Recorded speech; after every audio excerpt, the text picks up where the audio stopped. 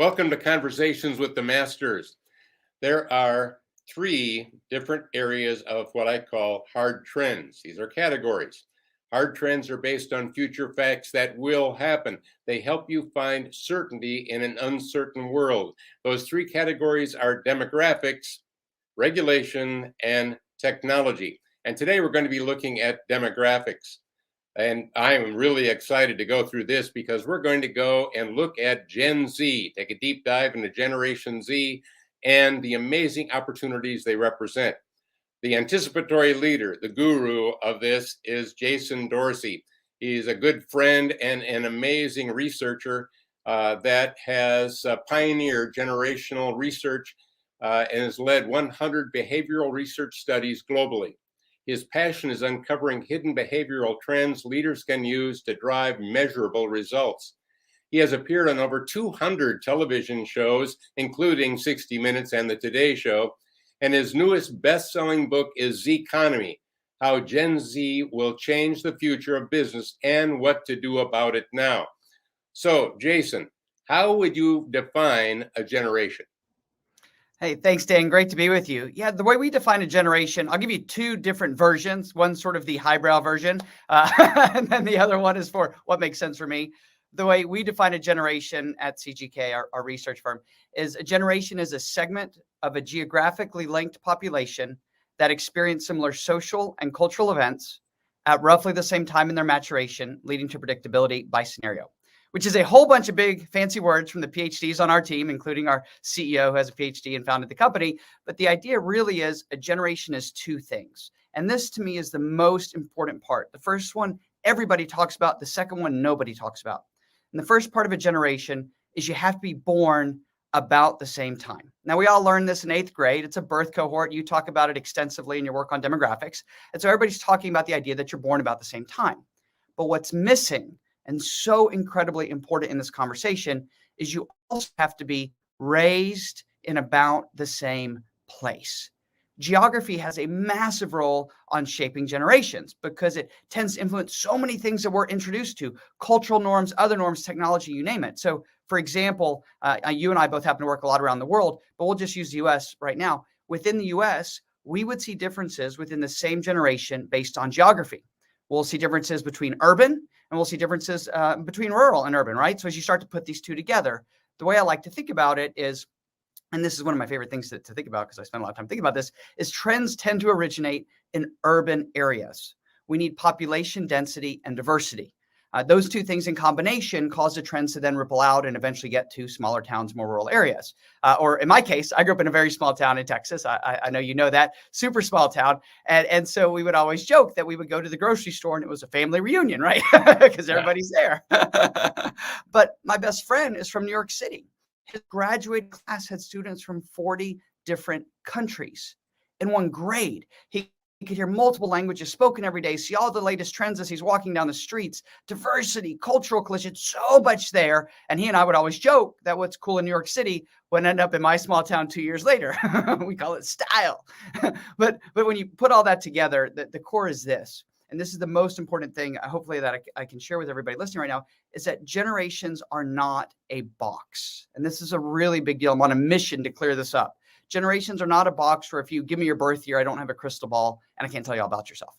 But after nearly 100 research studies, what I can absolutely tell you is that generations are incredibly powerful and predictive clues. And that's how we use them. They're clues to do three things. And you and I have talked about this a bunch. It's really important. What generations do is they give us a head start to faster connect with, build trust, and drive influence.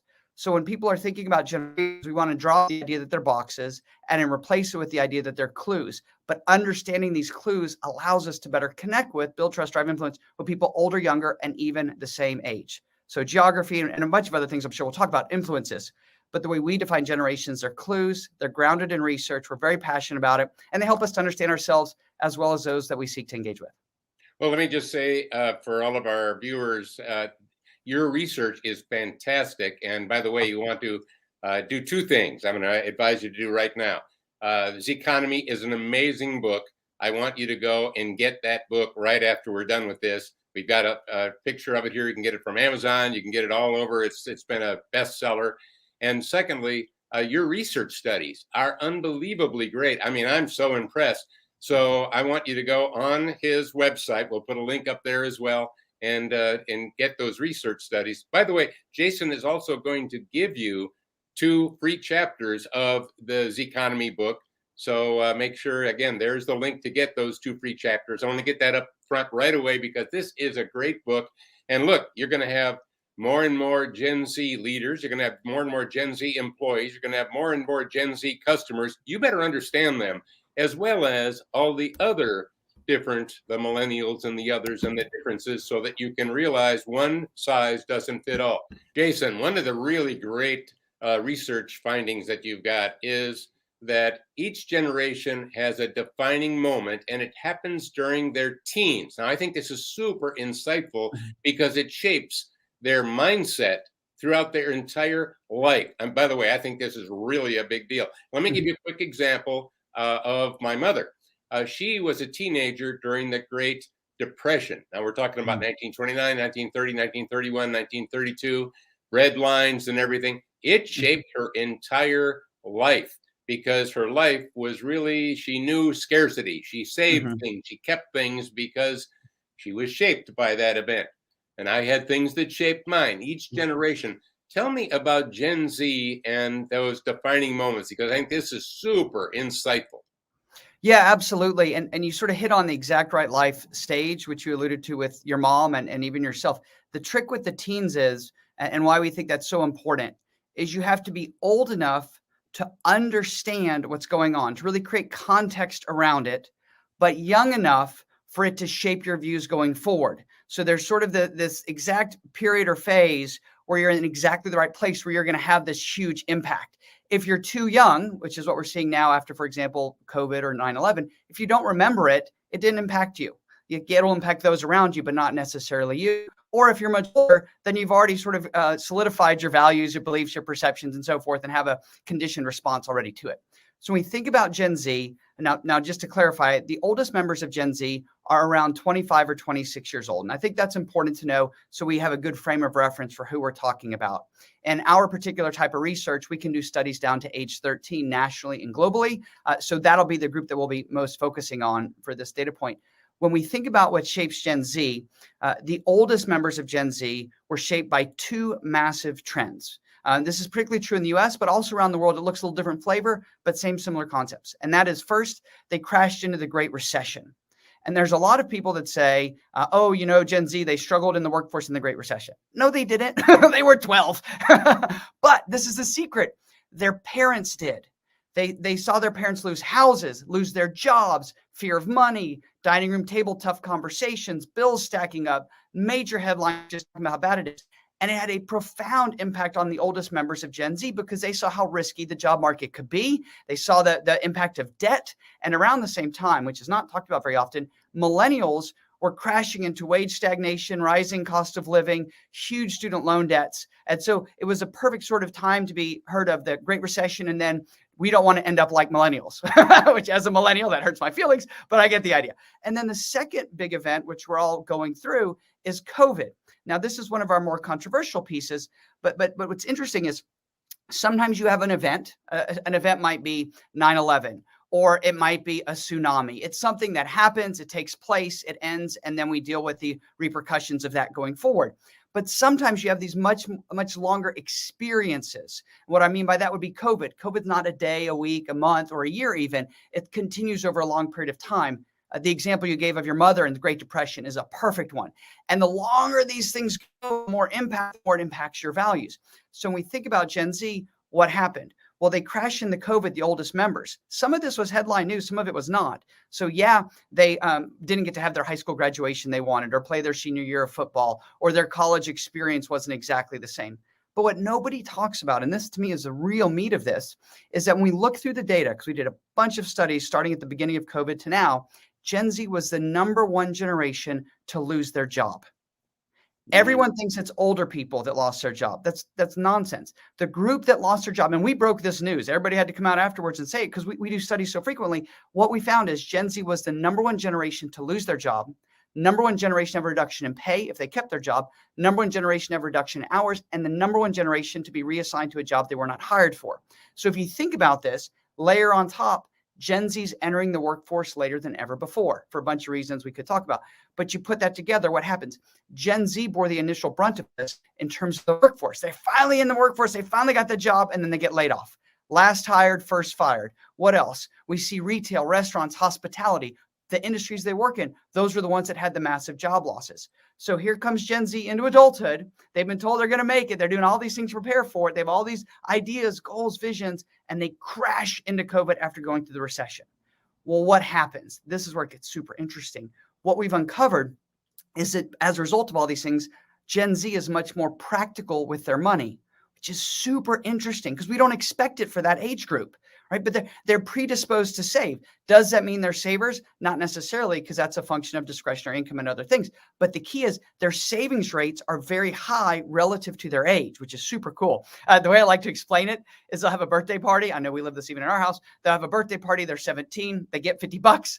They take the $50 from their birthday. They put it away. And then they go back to one of their parents and say, hey, can I have $50?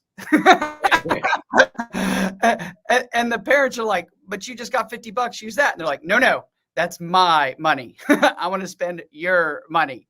So when we look at this, now what's the impact we're seeing? Gen Z is placing a huge priority on starting salary. And people are like, oh, they're greedy. Oh, they're all into it for the money. No, they're not. They went through these massive formative events where they feel like they were set back. They felt fear and they felt the fragility of the economy. And when you put that together, of course, they want a higher starting salary. They haven't been able to meet their goals. Of course, they're looking for retirement benefits. Super weird for their age. Like we can go through the whole long list. But COVID has really impacted the oldest members. Now, this is a bit controversial, and you're kind enough to let me sort of go there. We actually predict that Gen Z is going to split into two different generations. You're going to have the older members of Gen Z right now in their 20s, late teens. A huge formative event through COVID really impacted their lives, and particularly in work and independence, what we call self-reliance into adulthood. But then you have the younger members, like my daughter's 11, for example, who went through this awful emotional time, got introduced to mortality at a very young age, bombarded with this idea that, death counts every day on all their social media. Awful, awful, awful stuff. We can talk more about it, but awful stuff. But what we think is they're going to have the most time to recover and learn from those before them. And as a result, we think it could split in two. By the way, we saw this with millennials where they ultimately split because if you came of age after the Great Recession, you got to benefit from the recovery and the wind at your back where those ahead of you did not in the same way.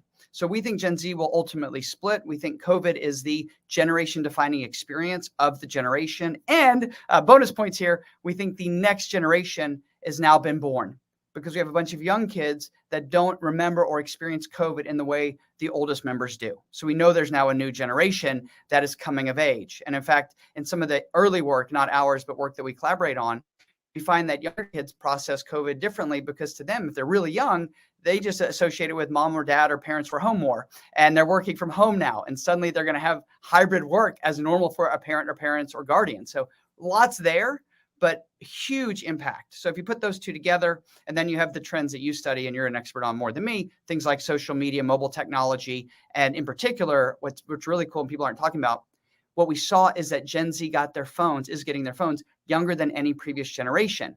This has a little bit to do with affluence, but more to do with the facts phones have become very cheap. And at the same time, parents during COVID needed some way to stay in touch with their kids. And so many of them, basically, they turned their phone into a babysitter, right? And so now we're seeing kids 11, 10, even 9 years old getting phones or connected devices. And again, this is due to COVID is what drove that even younger than we would have expected. So massive generation defining experience at exactly the right time. And Gen Z is going to carry this forward. And our big prediction, probably the millennials don't want to hear, but we believe that Gen Z could actually leapfrog many millennials in the workforce. Because what we're finding is Gen Z thinks they're going to have to work longer and harder. They don't believe Social Security will exist for them. They think they have to go out there and sort of make it happen, which is what we're seeing right now in all the labor numbers and even longer tenure in some of our employers that we work with, big employers. Gen Z staying longer than their millennials. So this could be a setup where we end up with a conflict similar to what we did with millennials and Gen X back in the day. Excellent. Well, let me just say, I think all of you can see why he is just a fountain of insights, and it's just amazing. And again, your research is great. So let me ask you, if I am, because we have a global group that's watching this, we have Mhm, leaders from all over the world. mhm, Many are entrepreneurs. Some of them are running businesses. I've got a lot of CEOs.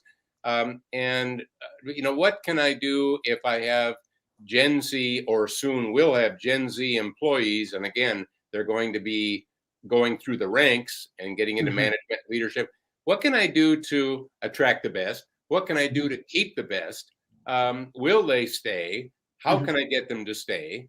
What kind of perks do they really like? Let's give them some actions so that they can think, oh, here's some steps that I could take Mhm. to make sure. And by the way, again, if I'm a financial planner, you might be thinking Gen Z, who cares? But as you just said, no, they don't think Social Security be around, and they're already thinking about saving for retirement. Whoa, I better be thinking about that. So, what are Mhm. some actionable insights that some of these leaders can take? Yeah, so two quick points I want to make just real fast to tie this together. First, for the global audience, I appreciate you joining us. As Dan knows, I speak all around the world and we do studies around the world. The beauty of Gen Z, which is not talked about again, is in all of our work across generations around the world, Gen Z is the most consistent generation in the world. And this is hugely exciting from a discovery standpoint for us. And what we found in our work all around India, Singapore, all throughout Europe, we got studies going all over the place. What we find is Gen Z is the most similar. So if you run a global organization, whether that's, across geographies or in some other ways that y'all are all working, serving clients, customers across geographies, what I want you to notice is Gen Z is a massive opportunity because of the similarities for multinational and global companies. And why is that? Cheap mobile technology. Cheap mobile technology has driven education, entertainment, connection, communication, lots of the patterns that we're seeing around the world. Does that mean they're the most, that they're exactly the same everywhere in the world? No, of course not. They're different around the world. But when we compare Gen Z to, for example, millennials, Gen X, and boomers around the world, the similarity with Gen Z around the world is much closer. Boomers might as well be from different planets when you travel around the world. Yeah, So, yeah. so that's the first piece. The Wow. second, And by the way, that is huge, insightful. I mean, again, like you and I both have a lot of global clients, and you don't have to have a large workforce or a big company to be a global business.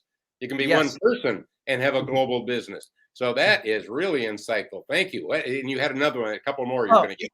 yeah, and the quick sort of the other layer on that is what we're seeing around the world is for the first time ever, these trends are really being driven, tech trends in particular, but other trends as well, by the youngest generation up to the oldest. So as more young people are able to access technology through mobile devices, now you're seeing them drive communication, banking, entertainment, learning, and all these trends up to the oldest, which is super interesting because you used to have to be older and more affluent to get or advanced access or early access to the technology. But as we've driven the cost down and tied it to phones, now Gen Z is driving so many of these trends up, particularly in the workplace, by the way, and as consumers. And the last quick thing you said, you talked about wealth creation. So there's been much conversation over the last 10, 15 years where people talk about this great wealth transfer, right? The greatest transfer in the history of the world, which may happen. We'll see. But what's interesting is people have been saying forever that it's going to go from baby boomers to millennials.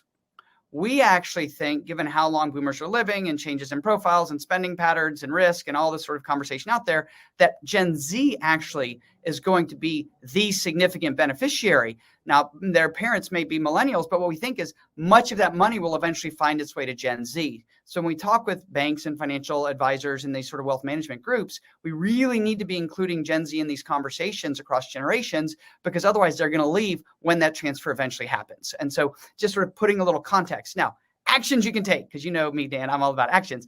Very specific things you can do. I'm just going to give you a whole bunch and we'll just rattle them off because this is my thing. It's my passion. I love unlocking the potential generations. So first, let's talk about recruiting. Right now, it is a true battlefield to recruit.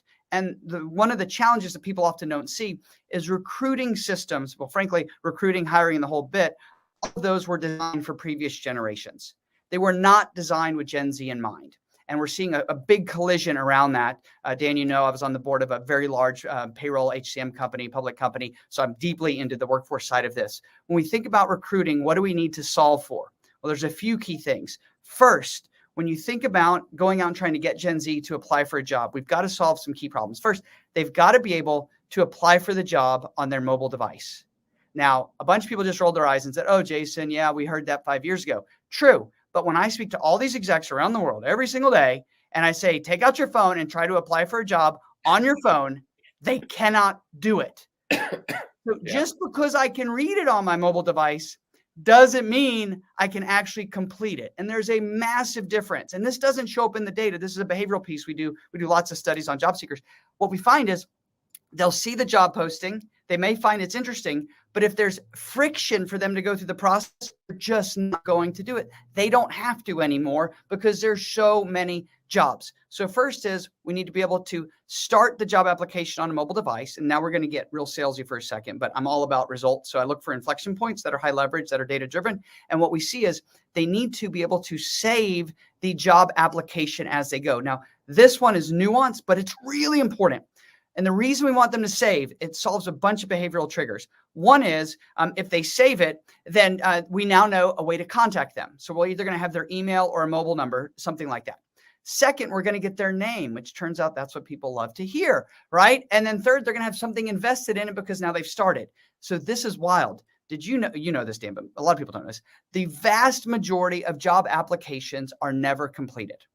People start it, and then they don't finish it because they're at a job while they're filling it out. They're at home and then something else comes up. They don't have all the information. So this is so cool. This is all the behavioral work we do. So when they save the application, you get their name and their mobile or whatever, and they don't finish it. So you set a time sequence. It could be 1 day, 2 days, 3 days. Then you're going to send them a message, text, email, text is best, but whatever you got. And it's going to say something like this. Hi, Dan. We saw you started the application. We think you could be a great fit. Click here to finish exactly where you left off. So now I've done several things. I've reached out to them, which is a sign of interest to Gen Z. Second, I've used your name, which you love to hear.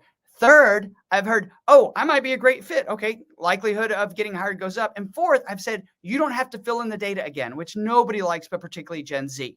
So now they click on it. We have clients who have seen their completion rates go up by up to 50%.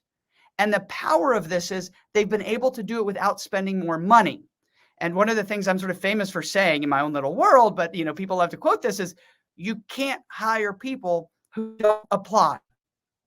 So if I'm going to solve for a high ROI point, it would be getting more applications from quality candidates in. And right now we need candidates. So first we want to make it all through mobile. We want to make it where we save it and we re-engage them. It's sort of like when you go on any e-commerce site and you leave your shopping cart and don't finish, you see those ads, for remarketing for the next 3 weeks. It's the same idea, but we're going to do it with jobs. That's the first one. Second thing we found in our research with Gen Z, this is going to upset some people, but hang with me. What our research shows is Gen Z often will only read the first paragraph of the job description. Now, why is this important? Because most job descriptions have terrible first paragraphs. A lawyer wrote it, somebody in compliance wrote it, and it's like all this boilerplate nonsense. No, we have got to sell the job. Because here's the deal. You won't even see that Gen Z could be a fit because they read the first paragraph and then the next one. So what do we have to put in? Great question that I just asked myself. 3 things, because we've done the study. First, we have to put starting salary in the first paragraph. A bunch of people just cringe. Oh, we don't want to do. Look, you have to do it. Gen Z will not apply for jobs where they don't know the pay range. You don't have to guarantee a starting salary, but they need to know the range. You have got to put it in there. Right? If we're going to solve for people, we have to put the pay range in. Even if it makes you uncomfortable, you got to do it. Second, they want to know about scheduling flexibility. Now, there's a nice little wrinkle here. Again, I know people are cringing, but hold on. This is not, I don't have to work on Monday or I don't want to come into the office on Friday. One of the most exciting things we've uncovered is many in Gen Z will define scheduling flexibility in hours in the day versus days in the week. But companies don't think about it that way. They think, oh, they don't want to work on Fridays or Mondays or, people, and these generations, they don't want to show up. Like, look, that's a misread of the situation where people want this flexibility, particularly Gen Z. If you can't give them days off, then we give them flexibility in the hours. And we've seen that really drive a difference. Because look, all this work from home stuff only fits certain industries. Lots of my clients in manufacturing and restaurants and hospitality and auto, you have to show up. There is no option. And that's just what they got. So what can they do within that? And that's where we see the hours. And the third one, you and I talked about a little bit, is they want to know about the benefits. And specifically, they want to know about retirement planning and matching. Why is this a big deal? because older generations sometimes look at younger people and go, well, they don't want to know about that. I'm not going to talk about it. When it turns out it's a massive driver. So this first paragraph is hugely, hugely important. And in the Z Economy book, I know you've read, Dana, we talk a lot about this, but it is a big deal because we got to get people to apply if we want to have a chance to hire them. So that's sort of the first part. And then I'm not going to go into selection because that varies a bit around the world or hiring, but let's pretend we go through that process and they accept the job. This is a key problem right now, ghosting. And I hear about it every day. They accepted the job and then they didn't show up.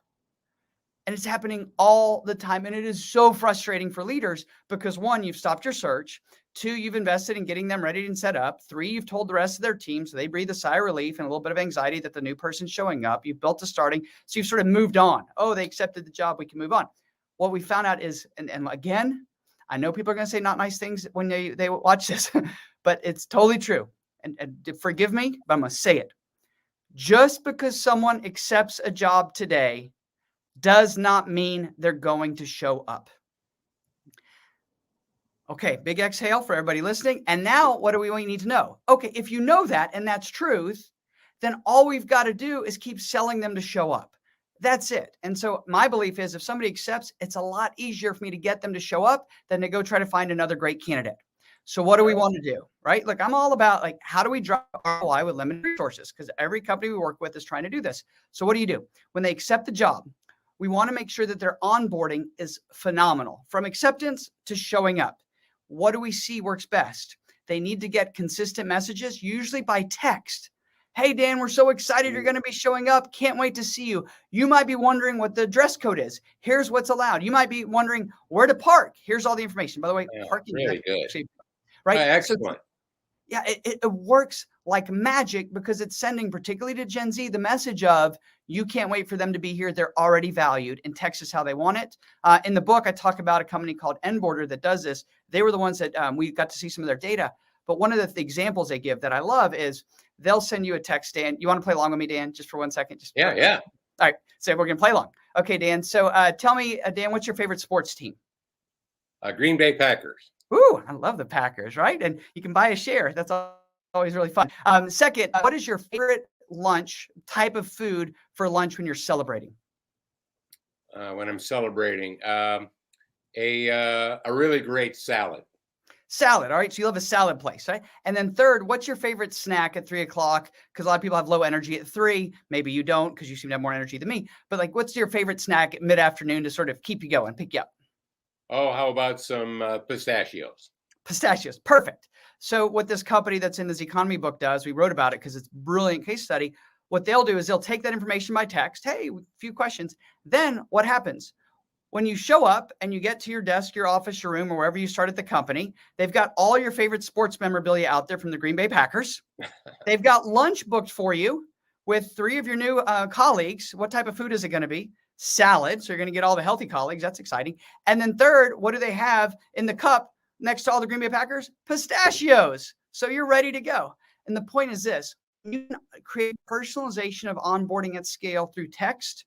You've changed everything.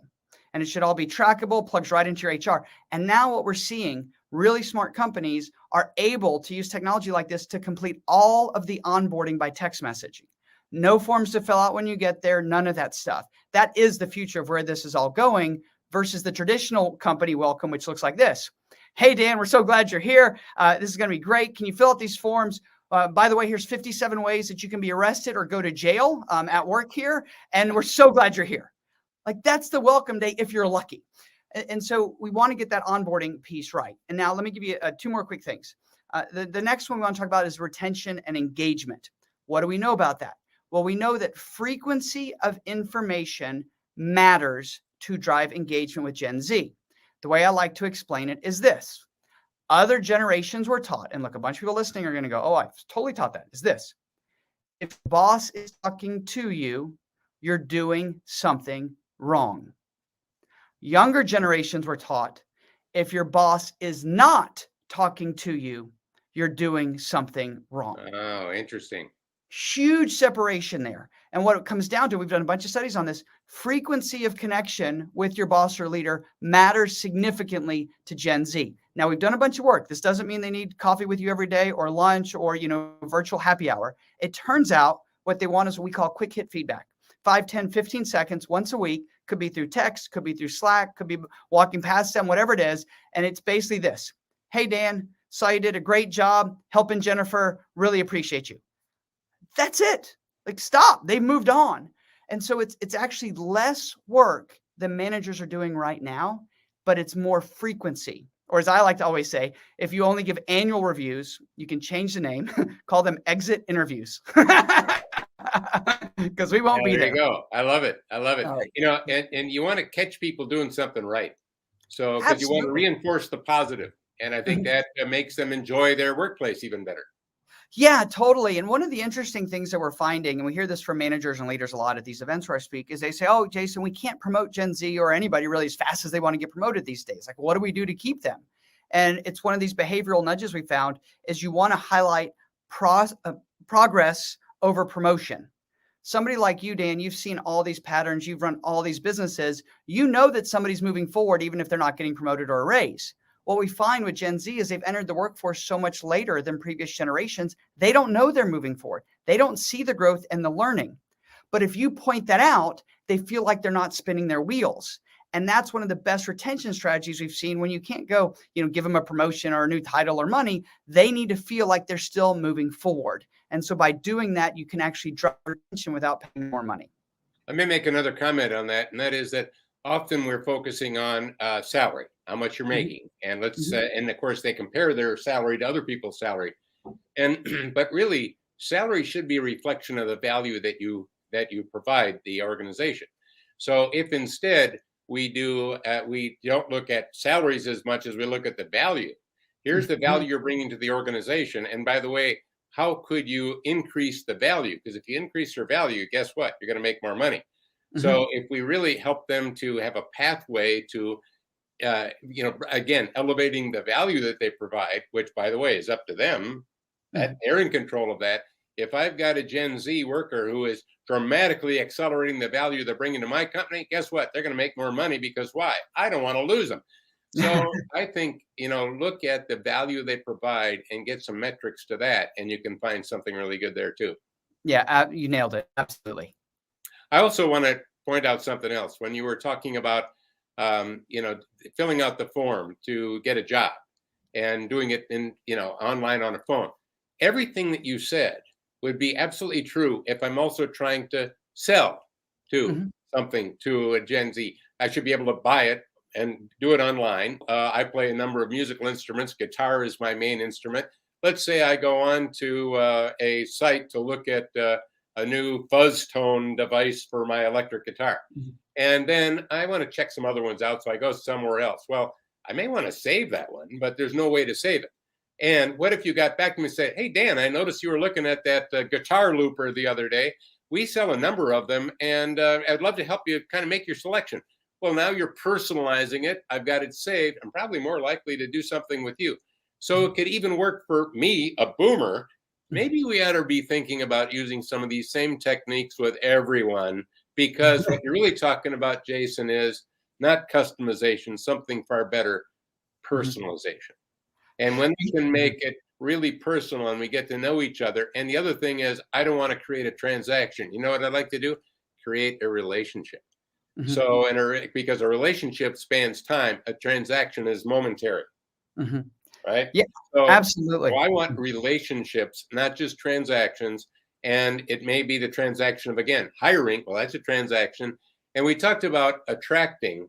How do you attract the kind of talent that you're looking for from Gen Z? Because there's retention, and you talked about that. You also talked about attracting talent. But how do I attract the right talent? What's the best ways to, because I know a lot of people are going to universities and high schools and trying to talk it up, but does that really work? What's the best way? Yeah. So when we think about true acting, when you're out there recruiting, let's say, or trying to create an employment brand, which is another way to think about it, there's an old saying, which I know you've heard way more times than me, which is, skate to where the puck is. The problem with that analogy is that with Gen Z, it doesn't work. And what I mean by that is you have to go to where they are now. they're not going to come to you. And so we have to be very careful when we think about it. Oh, well, we'll just post it on, I'm going to make it up, LinkedIn, and then they're going to find it. Well, a lot of Gen Zers aren't on LinkedIn. And so you need to go to where they are. Oh, now I need to go to TikTok. Exactly. Or I need to go on Snapchat or whatever it happens to be. The key is you need to go to where they are. So is that on the social media they prefer? Absolutely. Is that on the device that they prefer to use? Absolutely. Is that integrating with influencers and others that they're in front of them already? Absolutely. There is zero incentive for them to change their world in order to go find you. You have to come to them. And going a little bit deeper than that, there's a few things I'm very passionate about. One is Gen Z is the most diverse generation in history. I mean, the diversity, particularly in the US, but we're seeing this all over the world, it's just very vibrant and very important. And a lot of times our recruiting doesn't reflect that diversity.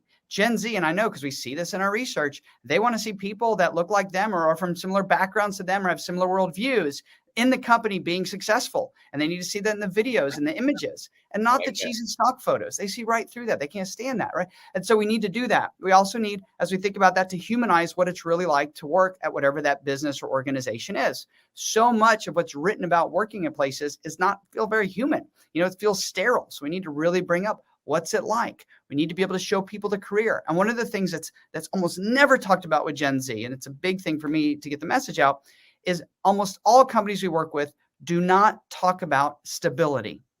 And one of our big behavioral discoveries is that Gen Z wants stability when it comes to an employer. And it's never met, right? Because we just assume that they know, or maybe we don't, whatever. We've been around a long time. Of course, we're stable. Gen Z doesn't connect those things. So what we want to make sure and do in all this employment branding and recruiting and so forth is to talk about the stability of the business. Whether you're a small organization, multinational, doesn't matter. Gen Z doesn't necessarily connect that. So we want to talk about that stability. It's very important to them.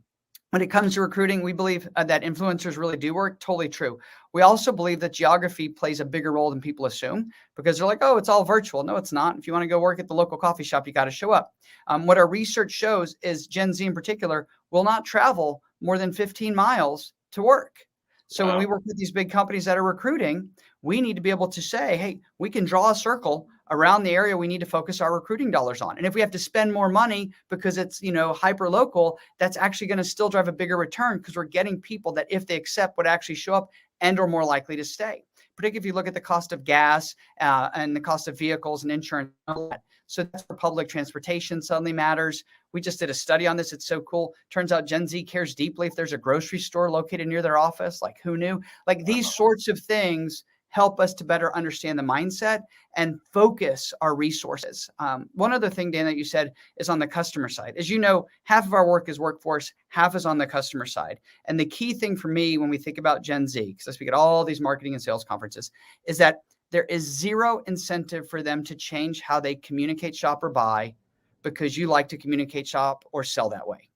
Somebody will adapt to them. There is no question about it. And they've only come of age with people and organizations adapting to them. My daughter's 11 years old and she wears out Amazon delivery. I mean, it's hilarious. I got home last night. There were 3 packages there, right? I mean, she orders it through her phone. I don't even know where the stuff comes from, right? And I say that because to her, it's normal to order food and have it delivered. She wanted ice cream the other day. It just shows like to her, she's 11, she's going to 6th grade, and that's how it should be, right?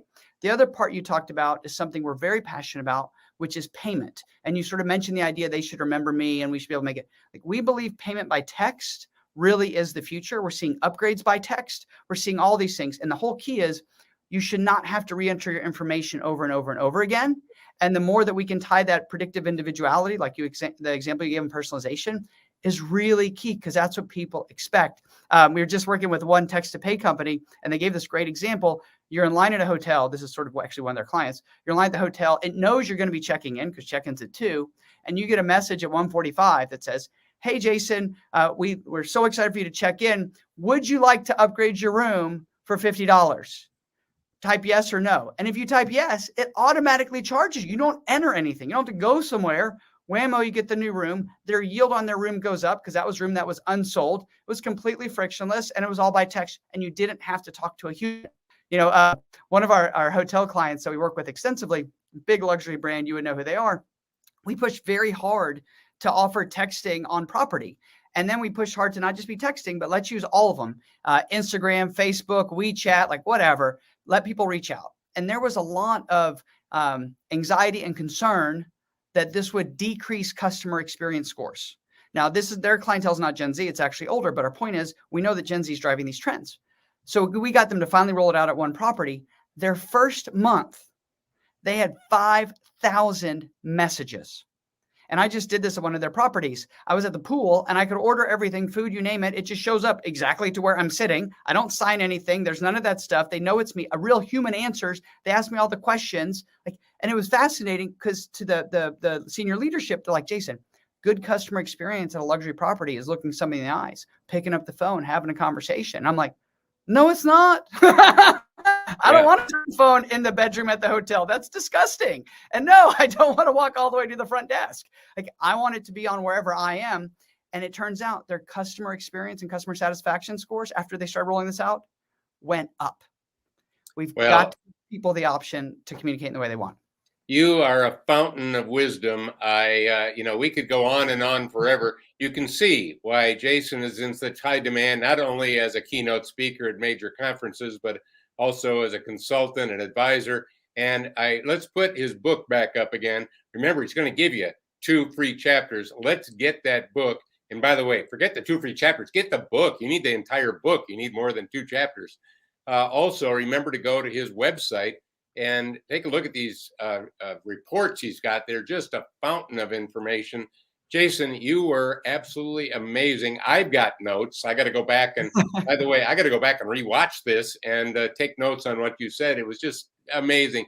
Thank you so much for being part of this and sharing your wisdom with all of the anticipatory leaders around the world. And by the way, Gen Z is definitely tech savvy. And don't forget, if you want to get the latest list of my 25 tech trends that are shaping the future, just use your phone and use the barcode there or type it in and you can download it for free. Thank you so much for being with us. And let's make sure that we're not passively receiving the future. Let's actively shape it and use Gen Z and all the insights that you gave us. Thank you. Thanks so much.